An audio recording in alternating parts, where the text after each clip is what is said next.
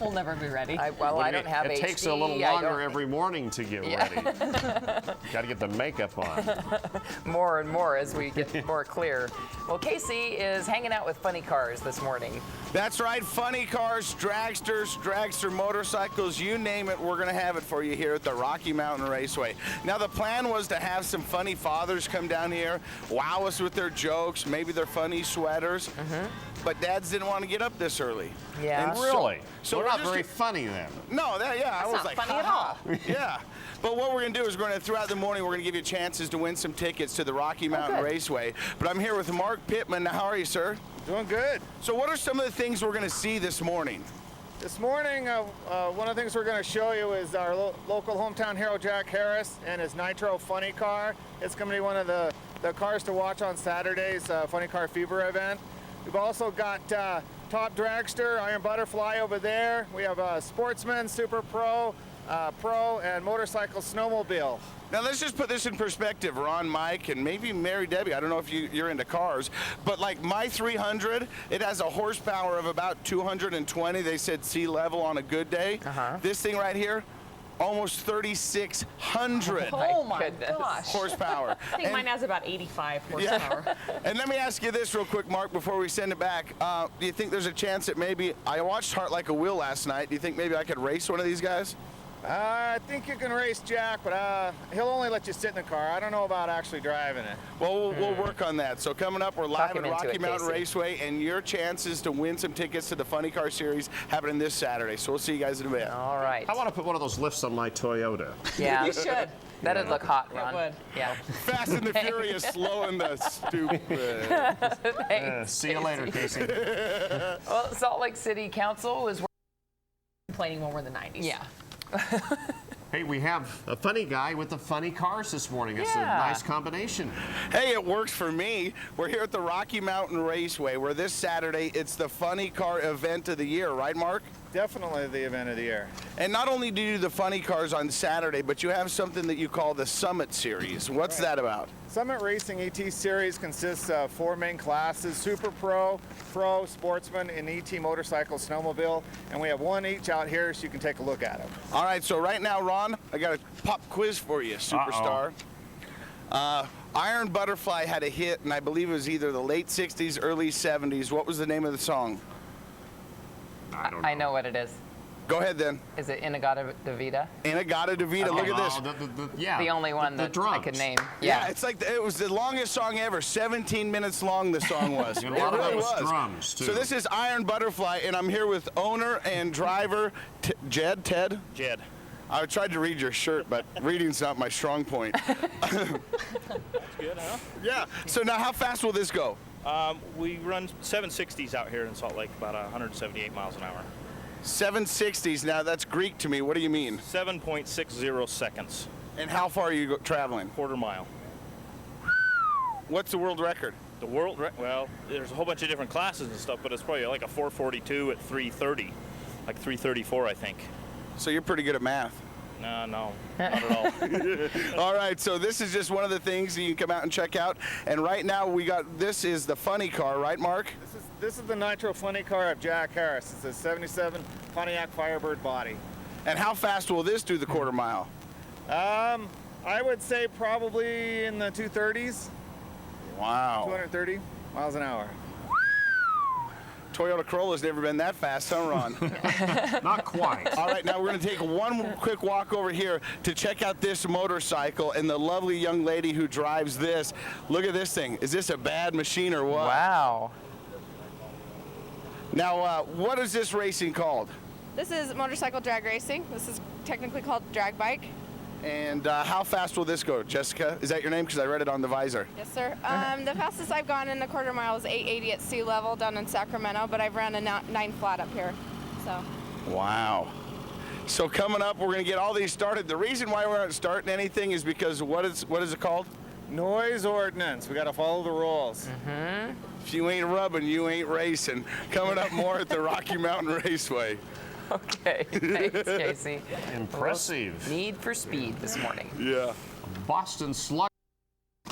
Well, let's head out to Casey. He's having fun with funny cars and learning how to race. Are you going to actually drive a car, Casey? Yep, they're going to let me drive, and we're going to do that in the 7 o'clock hour because of the noise ordinance. Now, earlier this morning, I was teasing Ron about souping up the Corolla.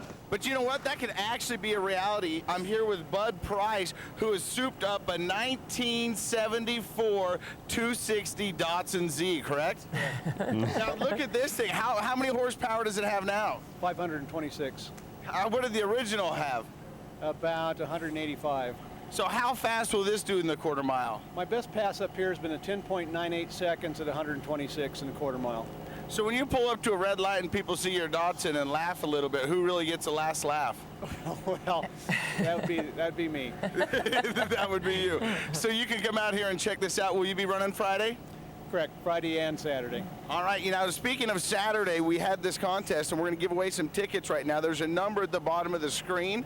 The first person to get in actually is getting a 4-pack to something called the Rock Club for a Friday party. Is that correct, Mark? It's on Saturday, the Rock Club tickets. There's a 4-pack of them. You'll get a catered dinner, entrance to the event, VIP parking, and funny car fever. It all adds up to fun. And then this is an exclusive deal. Not just everybody gets to do this. Yeah, it's something called members only. Ron has a jacket that says that. Oh, no, it's a little different, members only was in the 80s, wasn't it? Yeah. That's when he was cool. Hey, it's back. I'm just kidding, It's Ron. back. I'm just kidding. It is Okay. back. So call the number coming up. We're going to start these bad boys up. We're live at the Rocky Mountain Raceway. See you guys in a bit. Okay, get nice and Ron. loud out there. Right. We will. Okay, they get great. KC is out at the raceway this morning. We're going to start up those cars here now, huh? No, not Oh, we got to until wait 7. another 7. 10 minutes. Yeah, 10 minutes. And you know what we're going to do? I'm going to see if we can fire them all at once and see how loud that's going to be. Might as well. But right now, I'm standing next to a hometown hero, a legend in the nitro world. It is Jack Harris. Jack Harris, and they call you AKA the Sheriff. Why do they call you the Sheriff? We went to Indianapolis and qualified #1. The announcer says, well, it looks like the sheriff's in town. And it's been there ever since. And there you go. And this guy right here, now you were telling me, Mark, 2-time world record holder, is that correct? That's right. He's got 2 world records, and the guys that are coming from Arizona and California are going to try and take that away from him. And so let me ask you, what are your world records in? The top fuel dragster at 265 miles per hour. ET is 5.56 seconds. So you've actually traveled 265 miles per hour in a car. From a standing start in a quarter mile. That's some good stuff right there. Now, Ron and Mary and Debbie and Mike, earlier you guys were talking about gas prices being really expensive. Mary. Here's the deal. How much is a gallon of gas for one of these? Nitromethane is $25 a gallon now. And That's going like up. buying gas at Lake Powell. That's way expensive. Yeah, and it's about as much fun, too. And so, do you think I could get in your car? I don't know if that's like, hitting on your wife or anything, but do you think maybe I could jump in this ride? We got a shoehorn. We'll just kind of... Yeah, Are you saying 'cause I'm chubby? I have to... it's tight. Okay, here we go. Let me see. Let me crawl in there. Which way is the best way to go in? Okay, here we go. I just want to... Now, how much would this cost? The car? Yeah. Probably $150,000. Now you just crawl up in there. Okay. Actually, now turn around. Okay. Put a knee here is what I do. All right. You pull this box out. And actually, you stand up and you stand right here. Okay. Then turn around. I got you. Okay, now spin. That's a good-looking view, huh? So now spin around. And just slide down in. Oh, man. There you go. Look at that, huh? Like a glove. 3,500 horsepower. Coming up, we're going to start this bad boy up. We're live at the Rocky Mountain Raceway. I feel cool. And you should. You look You cool. look cool, Casey. Look at my hair. Yeah, look like a racer. That's right. We'll Like see you guys racer. in a bit. Okay, thanks, Thanks. Casey. Because I talked to him for quite a while yesterday. I don't know if it was a surprise or... And he left for Morocco this morning, where he's going to spend a week working to help out there. He said it'll be about a 24-hour period to get there, and then he's there for a week helping. Oh. He's amazing. He's a great And guy. so helpful. That's amazing. So that's why you didn't say anything Love about him. it. Yeah. Well, Casey, Yeah? How you doing? We're getting ready to start up the loud mobiles here at the Rocky Mountain Raceway. But now before we get them started, because they're a little bit cold right now, you know, you've heard of his and her towels? Uh-huh. How about his and her dragsters? It's a husband and wife dragster team. How cool is that? Now, what cars are these, Mark? These compete in Super Pro. It's the elite of the 4 classes that run in the Summit Series. You know what? We should run back here and talk to the husband and wife dragster team. What's going on? How much? How are you doing? Good. What's your name? Tim, Vincent. And you are? Carrie Ann. So who's got the fastest car out of you guys? This year, me. It's usually her, though. All right, so here we go. On the count of 3, I'm just going to throw my hands up and hear the sound, and we'll send it back to you. 1, 2, 3.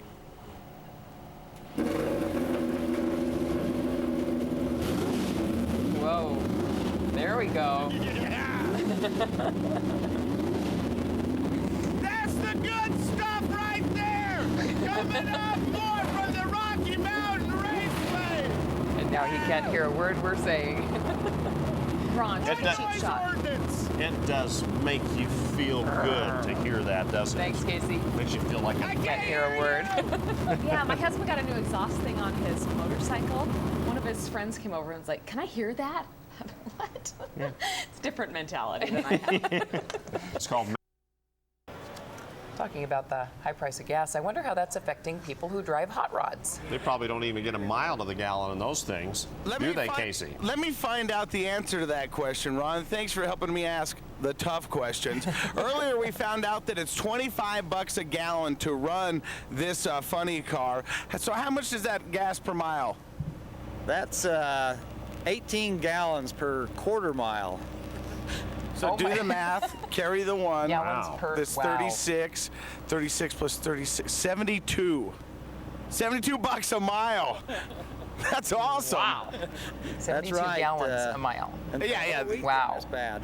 All right, so here we go. We're getting ready to start this up, and it's going to be a little bit loud, so I'm just giving you a heads up. We're starting this with what, nitromethane? Nitromethane, straight nitromethane right now. Actually, about 99%. All right, well, let's go. You'll get a bang for your buck. Here we go. Careful.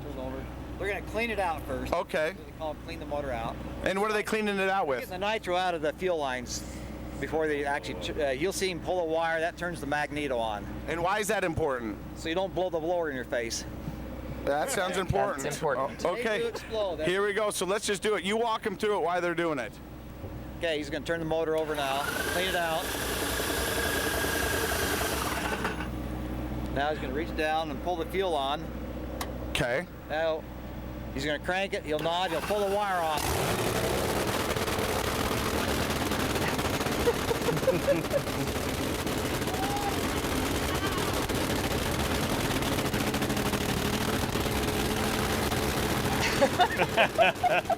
It looks painful, Casey.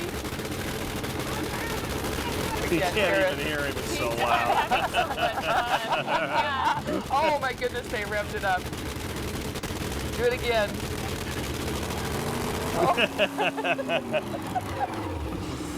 Now hit the brake. Push on the brake. There you go. Woohoo! Hey, how was that right? Holy cow. How's your heart? 100 horsepower.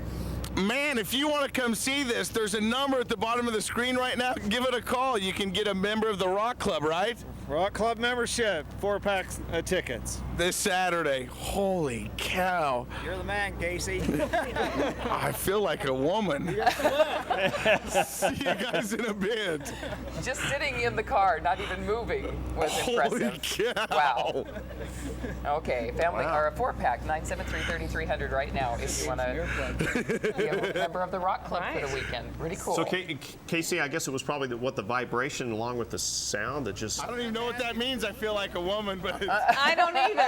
Yeah, I didn't But get it rocked that his one. world. It was weird. Yes, I it thought did. you'd feel more like a man sitting there. Okay. All right, coming up. Imagine throwing away. Now let's check back in with Casey out at Rocky Mountain Raceway. I'm telling you, that experience that I just had in the Nitro Funny car, Dang, that was awesome. It just rocks your whole body, doesn't it? Yeah, it was earth moving. It was pretty cool. Hey, we're out here at the Rocky Mountain Raceway because they have a big event coming up this weekend. It's the Funny Car event happening Saturday, but you have the Summit Series on Friday, and we're going to show the 2 more cars that'll be racing in that. Now, what do we have right here, Mark? This is a top alcohol dragster driven by Mike Reynolds. And how fast will that go? That you'll have to ask him. I did. 250 as he's predicting this weekend. 250. And then behind us, we've kind of got the souped up Fast and Furious looking ride. What's that? That's an early 70s Chevy Nova driven by Gary Sanchez. And what does that run on? Just natural gas or what? He's got race fuel in that. He's got 850 horse. That ain't running on pump gas. That ain't running on pump gas. All right, so these are all the cars that you'll be able to see this weekend at the Rocky Mountain Raceway. And if you want to call the number at the bottom of the screen right now, we have one more pair of a 4-pack. Four-pack. Pair of 4-pack? A pair of 4 tickets. Or 4 tickets. Hey, stop it, Mark. I'm a little shaken up. I just was in the nitro car. Yeah, you were sweating, and I think there was tears in your eyes. Yeah, they were tears. Coming up, I'm going to be racing the world record holder Jack Harris in the 2 pace cars coming down the straightaway. Well, good luck, boy. Casey. What are those, Impalas? What are they, Impalas? One's an 07 Impala SS, and the other one's an 08 Impala SS. I want the 08. Well, you'll take get what the you 07. get, Sonny. I'll take what I get, okay? And you'll hang on. That's right. Give us a call. We'll talk to you guys in a bit. All right. Okay, Thanks, Casey. Thank you. Well, if you're still looking for Casey, and what are you going to do for a big finale out there? I'm going to race a 2-time world record holder Jack Harris in 2 pace cars. This is a quarter-mile drag race. Uh-oh, we lost audio. Okay, so we're going to get ready to do this. We're going to go down there and just whoever wins, it's just pedal to metal. Is it standard or automatic? It's an automatic. All right, so you know what? We're losing the mic, so I'm just going to jump in and go. If you want more information about the Rocky Mountain Raceway, all you have to do is log on to KUTV.com and you'll be good to go. We got our flag girl. We're ready to take off. Hey, we'll see you in a minute. Thank you very much, Mark. You're welcome. All right, here we go. All right, Casey gets to drive an Impala. Did he get the 08 or Are you did he actually get the... driving? I got the 07. Oh, you got the 07. Okay. Yep, here we go. Let's see. She's ready? I'm good. Oh, wait. Oh, shoot. Oh. Come on. Come go, on. Go, go, go, go. What's up now, baby?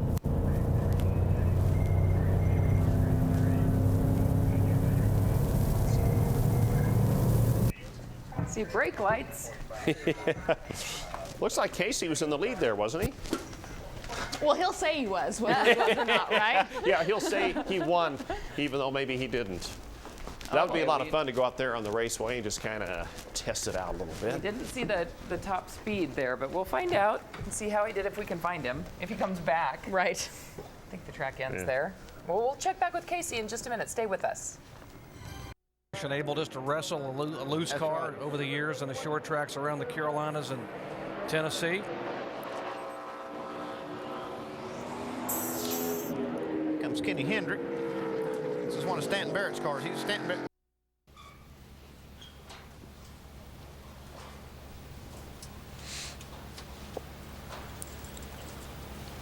There is probably nothing more eerie than a racetrack on a sunny day after a horrible accident that took the life of a great champion. And that's the situation that we find ourselves in now in Englishtown, New Jersey.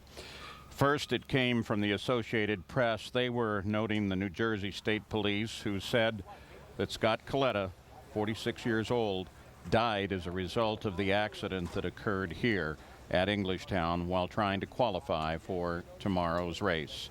And now the NHRA joins in as well, and Dave Reef has a further update. And Paul, it's just like you said it down here on the starting line. Behind me, the stands empty, beautiful sunshine. It's very peaceful, it's very serene. But earlier today, this place was packed with energetic race fans, eager to see the nitro cars, the pro stock cars, and everything that happens here. They knew the severity of the incident down at the far end of the racetrack, and we all held our collective breaths while everybody held hands and gave each other hugs, hoping for the best. But somehow, seemingly, people started to figure out things were not going well. And as you mentioned, the AP and now the NHRA has officially released that funny car driver Scott Coletta, 46, was transported to Old Bridge Township Hospital, where he was pronounced dead with multiple injuries suffered after his car went out of control and crashed in the 4th and final round of qualifying Saturday here at the Lucas Oil NHRA Super Nationals. So as the word begins to spread now, we hope everybody can certainly cope with this, especially the Coletta family. And as you can imagine, it's going to be a difficult race day here tomorrow, but one that will go on, Paul. Well, we are going to show you the accident itself, but you may want to remember that this involves the loss of a human life, a man dear to everybody in this series, and in fact, you may want to turn away. So the accident began when they were staging Tony Bartone on the right side, Scott Coletta on the left. You watch, Scott makes a decent run down the track, run that got him in the show, but at 300 miles per hour approaching the finish line, the car exploded, and as a result, the car went off the end of the track, and the injuries from that accident took Scott Coletta from us. You know, I'm often asked what race drivers are like, and I describe many of you guys as living a life of festive desperation. That is to say that they are wonderfully outgoing with their friends. They live just a wonderful life. They are true to their word. They'll help anybody who puts their hand out for help. And the desperation part is that somewhere they recognize that what they do, unlike any game or any sport in the world, there lingers this very real and painful possibility. As a driver, I mean, you do the safety. You think, I've got to have the best of this. I want to make sure I'm protected. But this possibility, does it really get into your head? Well, I think it does. But as a driver, what we do is like you said, we look through every safety aspect of the car. And once we're comfortable with that, and we're comfortable with our crew, and once the engine starts, you don't think about it. I mean, obviously, you know there's risk involved in this sport. You know, these cars are traveling at well over 300 miles per hour. Things can happen. But, you know, there comes a point sometimes I know that, you know, you think you're kind of invincible. It's not going to happen to me. But always in the back of your mind, you know that this is a dangerous sport. And when you do have accidents, I know, like for myself, I mean, I've looked back and there's been certain times I had one similar to what Scott went through in Columbus in 1983. And I look back even before the accident was involving Scott today, and there was like 3 things that had any one of those gone different, it would have been a totally different result. And yet you get back in the car and you think, okay, well, we're going to go do this because this is what we do and this is what we love. And Scott Coletta loved drag racing. Make no mistake about it.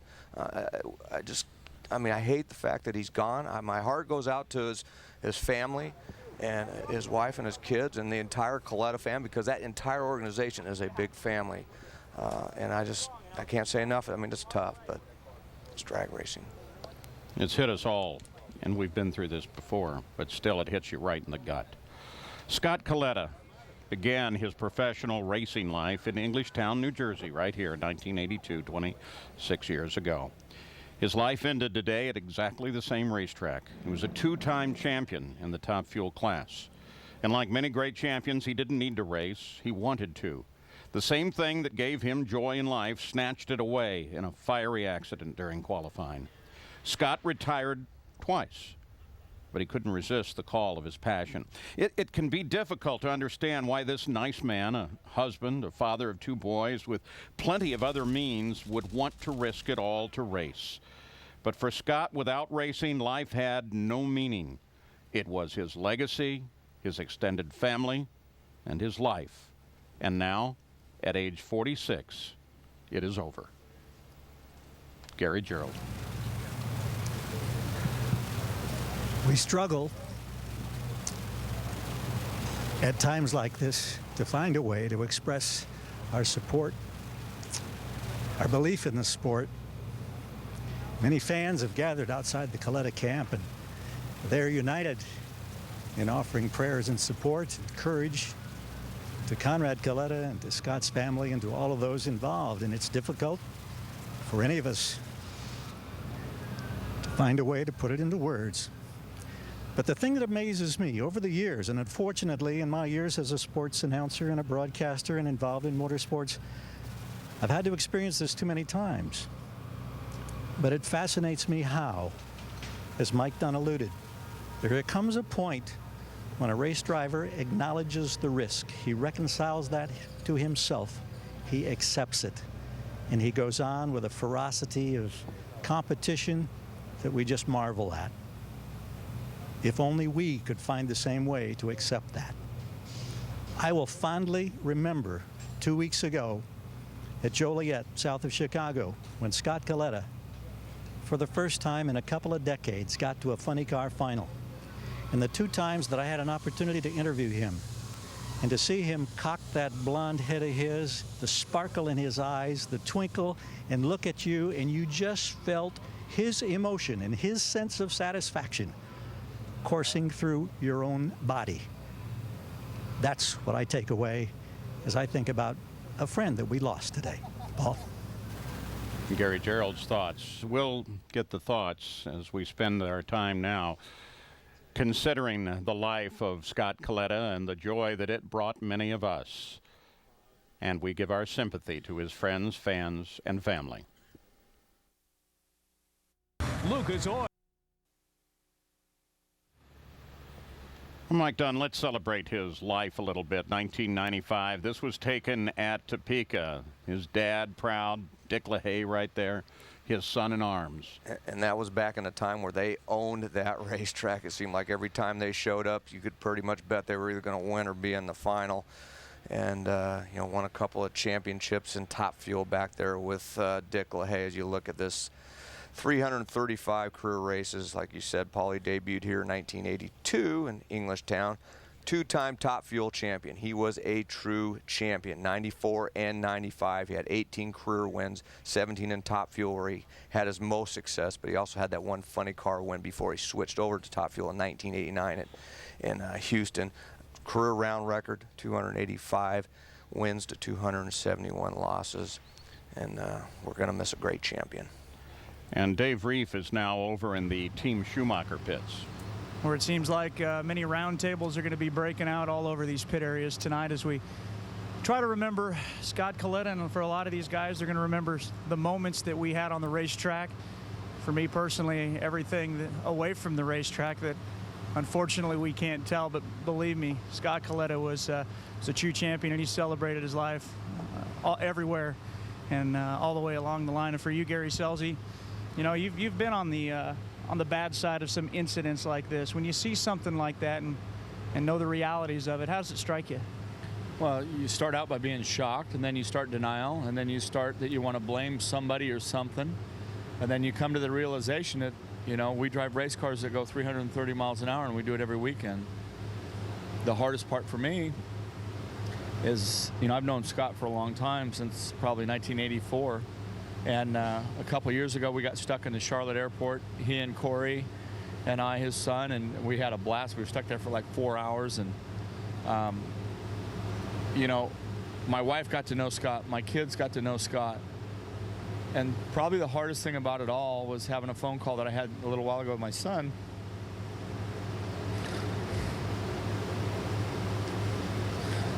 Tell him that Scott's not coming back. And that's tough because we spend more time with drivers. God damn it. Let's face it, we are a big family out here, Gary. I'll let you compose. We're a big family out here, Ron. Yeah, we still can't believe it. You know, we're just sitting here kind of, you don't expect this to happen, and you don't, you know, we do this all the time. And I heard on the radio, I was back in the staging lanes, and I ran up to see what happened. And you know, we were hoping that Scott was unconscious or something before he went off into the net. And you know, but it's what he loved to do. And the Coletta family, like Gary said, the Coletta, you know, they are drag racing. And Scott, I just told someone the other day at the March meets, as a kid, my reason for wanting to be a funny car driver was watching him work on his alcohol funny car years ago. And you know, I remember that like it was yesterday. And he was, I used to give him a bad time even a few years ago before he switched over to funny car from Top Fuel. And I said, man, you're a funny car guy. Get out of that dragster and get back in a funny car. I mean, he is the epitome of a funny car driver. And so that's how I remember him. And, you know, he was well loved, man. I can tell you that. Jerry, you're just like Scott in a lot of ways. You're gregarious, you're outgoing, you like to have a good time, but you're very serious about your racing as well. How do you reconcile yourself to getting into these cars? Because having never done it, it's difficult for me as a fan to understand. You know, we're racers. We're racers at heart, and we love what we do. This is very dangerous. There's no doubt about that. We've lost many friends, and today we lost an extremely good friend of Gary's and Ron's and mine. I mean, I love Scotty. Scotty and I ran that Toyota together, and we were very close. And there's no way to explain how much sorrow you have for the family, how difficult it is to accept, but it is what it is. Scotty's gone, and we're gonna love him forever. We'll always remember him from our last moments, and I had a great one with him in the staging lanes right before it happened. But the hardest thing for me today was I didn't know what happened, and I was trying to find out. And I was going to go to the other end on the scooter to find out. My crew chief told me, no, don't go. And I asked him, I said, you know something I don't know? He said, yeah. He says, don't go down there.